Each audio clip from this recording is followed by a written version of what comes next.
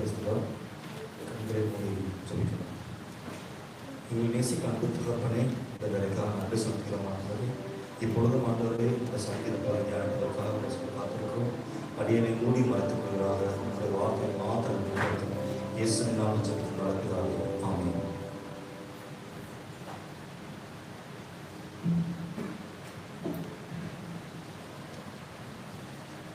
ஹல்லேலூயா.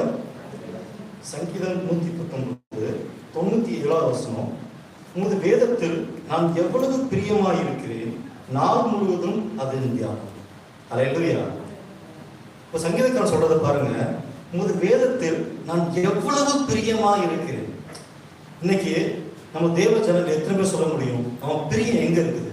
இந்த உலகத்தில் சார்ந்தா, இந்த உலகத்தில் உள்ள சிற்றின்பத்தை சார்ந்தா, இல்ல வேதத்தை சார்ந்தா, இல்ல ஆண்டவரை சார்ந்ததா, எதை நம்ம பிரியமா இருக்கிறோம் அப்படின்றத பாருங்க. சங்கீதம் 1 என்ன சொல்லுதுன்னா, கர்த்தருடைய வேதத்தில் பிரியமா இருந்து இரவும் பகலும் வேதத்தில் தியானமா இருக்கிற மனுஷன் வாக்கியவான் என்று சொல்லுது. அப்போ பிரியமா இருப்பது அது தியானமா இருக்கிறது யாரு? வாக்கியவான் என்று வேதம் கற்றுக் கொடுக்கிறது. ஏன் அது பிரியமா இருக்கணும் அப்படின்னு பார்த்தோம்னா, இயேசு கிறிஸ்துவிட்ட ஒருத்தர் கேட்கிறாங்க. மத்தேயு சுவிசேஷம் 22ஆம் அதிகாரம் 36, 37. போதகரே, நியாயப்பிரமாணத்திலே எந்த கற்பனை பிரதானமானது என்று கேட்டான். இயேசு அவனை நோக்கி, உன் தேவனாகிய கர்த்தரிடத்தில் உன் முழு இருதயத்தோடும், உன் முழு ஆத்மாவோடும், உன் முழு மனதோடும் அன்பு கூறுவாயாக. ஆமென். அப்ப ஆண்டவர் நம்ம கிட்ட என்ன எதிர்பார்க்கிறாரா? அந்த அன்பை எதிர்பார்க்கிறார். தேவன் நம்மை நேசிக்கிறார். அது போல தேவன் நம்மை நேசிக்கும்படியாக அழைக்கிறார். ஆண்டவர் எப்படி பார்க்கிறாரு? அவர் மணவாளன், நம்ம மணவாட்டி. அவர் மணவாளன் எப்படி மணவாட்டி நேசிக்கிறாரோ அது போல மணவாள் நேசிக்கும்படியாக தேவன் நம்மை அழைத்திருக்கிறார். எப்படி நம்மளை அவர் நம்பணும் அப்படின்னு எதிர்பார்க்கிறார் அப்படின்னா, ஒரு குழந்தைய வச்சுங்களேன், அந்த குழந்தைய ஒரு தாயை தகப்பணும், ஒரு டேபிள்ல இருந்து குதி அப்படின்னு சொன்னோம் அப்படின்னா ஜம்ப் பண்ணும். எப்படி ஜம்ப் பண்ணுது அப்படின்னா, அது கீழே விழுவோம், அவன் அடிபடும் அப்படின்றதெல்லாம் கிடையாது. என் தாய் கூப்பிடுறாங்க, என் தகப்பனை கூப்பிடுறாங்க அப்படின்ற அன்பு நிமித்தமா அது நம்பிக்கையோட குதிக்குது. அது போல தேவன் நம்ம எப்படி எதிர்பார்க்கிறான், அது போல நம்ம அவர் மேல் அன்பு செலுத்தி இருக்கணும்னு எதிர்பார்க்கிறாரு. இப்போ அது போல முதலாவது ஆண்டவர் தான் அன்பு செலுத்தி இருக்கிறார். 1 யோவான் 4:19 வசனம்னா, அவர் முந்தி நம்மிடத்தில் அன்பு கூர்ந்தபடியால் நாமும் அவரிடத்தில் அன்பு கூறுகிறோம். ஹல்லேலூயா. அப்போ ஆண்டவர் எவ்வளவாய் நம்ம அன்பு வச்சிருக்காரு யோசிச்சு பாருங்களேன். நம்ம மனுஷனா இங்க வரணும்னு அவருக்கு அவசியமே கிடையாது. இந்த பாவமான வாழ்க்கையில அவர் பாடுபட்டு நமக்காக ரத்த சிந்தி அந்த சிலுவையை ஏற்படுத்தி நமக்காக அந்த மீட்பை கொடுத்திருக்கிறார். நம்ம எவ்வளவோ அன்பு கொடுத்திருக்கிறார். அப்ப அந்த அன்பை காமிச்சுதான் நம்ம திரும்ப அழைக்கிறார். இப்ப நம்ம ஆண்டவர் உயிர்த்தவர்களுக்கு அப்புறம் பாத்தீங்க அப்படின்னா, பேதுருவை பார்த்து கேட்பாரு, நீ நேசிக்கிறாயா, நீ நேசிக்கிறாயா? பேதுரு என்ன செஞ்சான்? அவர் மறந்தடிச்சு போனான். இன்னைக்கு அநேக நேரங்கள்ல கிறிஸ்தவத்தை என்ன செய்யறோம் அப்படின்னா, ஆண்டவரோட விலகி பாவ வாழ்க்கையில போயிடுவாங்க, அவர் மறந்து உலக வாழ்க்கையில இருப்பாங்க. ஆனா திரும்பவும் ஆண்டவர் நம்ம கேட்கிற கேள்வி இது ஒண்ணுதான், பாவியான உனக்காக ரத்த சிந்தி உனக்காக நான் வந்திருக்கிறேன், என்னை நேசிக்கிறாயா? உன் இருதயத்தின் வாசல கதை தட்டி காத்துட்டு இருக்கிறேன், என்னை நேசிக்கிறாயா அப்படின்னு ஆண்டவர் அன்னுதினம் கேட்டுக்கொண்டிருக்கிறார். அப்ப அன்னுதினம் எப்படி ஆண்டவர் எதிர்பார்க்கிறார்? அன்போட நம்ம அவர்கிட்ட வரணும் எதிர்பார்க்கிறார். எபேசியர் 3:16 சொல்றோம்னா, இது அப்போஸ்தலர் பவுல் கற்றுக் கொடுக்கிறாரு. 3:16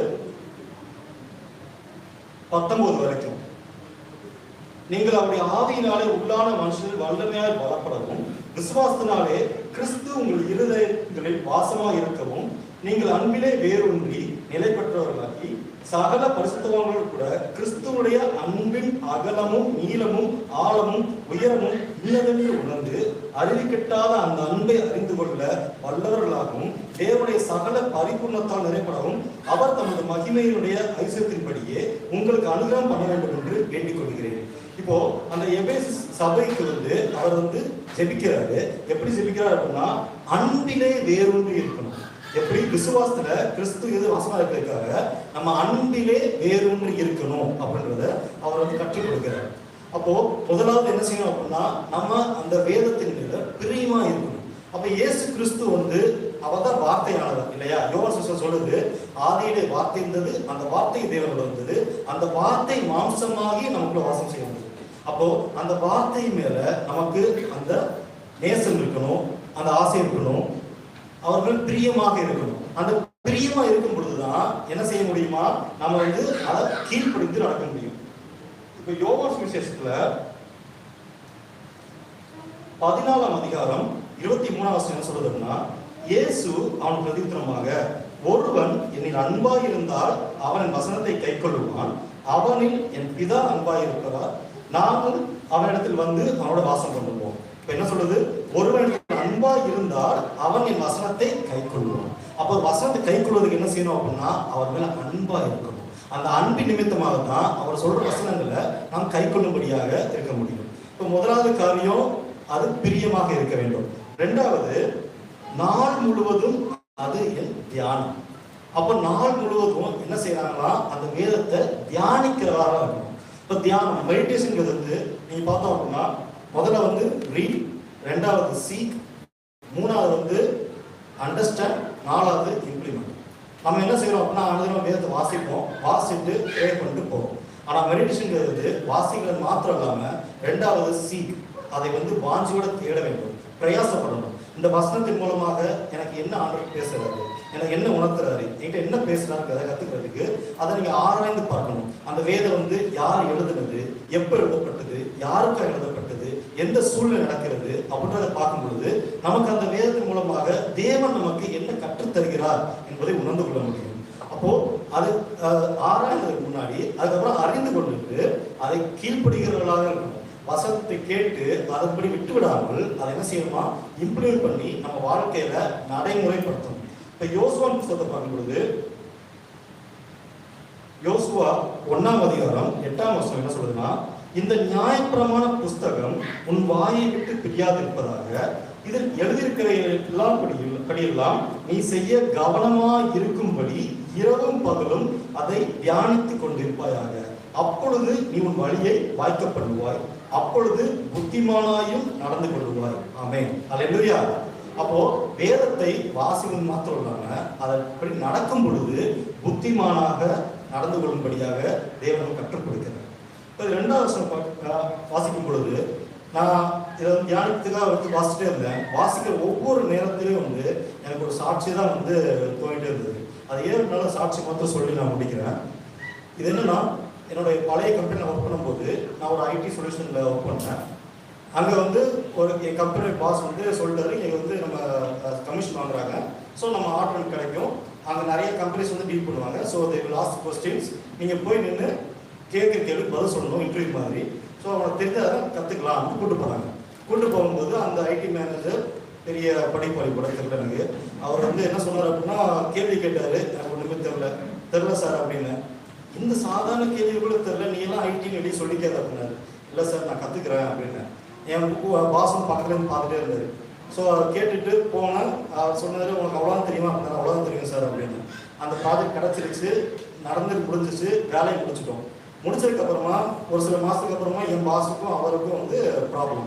ஸோ அந்த ஆள் என்ன செஞ்சார் அப்படின்னா, என் கம்பெனிக்கு விரோதமாக விழுந்து போய், நாங்கள் செஞ்சது எல்லாமே ப்ராப்ளம் இருக்குது, நீங்கள் சரியாக கம்ப்ளீட் பண்ணல அப்படின்னு சொல்லி நிறைய கம்ப்ளைண்ட்ஸ் கொடுத்துட்டு, நீங்கள் வந்து பேமெண்ட் தர மாட்டேன்னு சொல்கிறாங்க.